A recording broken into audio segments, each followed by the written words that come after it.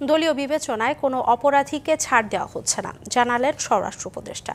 আর বিতর্কিত ভূমিকার কারণে কক্সবাজারের চকরিয়া থানার ওসি মঞ্জুর কাদের ভূঁইয়াকে 24 ঘন্টার মধ্যে প্রত্যাহারের নির্দেশ দেন তিনি। সকালে কক্সবাজার জেলা প্রশাসক কার্যালয়ে স্বরাষ্ট্র ও কৃষি মন্ত্রণালয়ের কর্মকর্তাদের মতবিনিময় সভা শেষে তিনি আরও বলেন, রোহিঙ্গাদের কারণে অপহরণের ঘটনা অনেক বেশি বেড়েছে। তারা নানা অপকর্মের সাথে জড়িত হচ্ছে, তাদের কারণে কক্সবাজারবাসীর বদনাম হচ্ছে। তাই যত তাড়াতাড়ি সম্ভব তাদের দেশে পাঠিয়ে দেওয়ার জন্য সরকার চেষ্টা করছে বলে জানান স্বরাষ্ট্র উপদেষ্টা। এ সময় তিনি বলেন, সাংবাদিকদের সত্য খবর প্রকাশের মাধ্যমে প্রকৃত ঘটনা তুলে ধরার অনুরোধ জানান।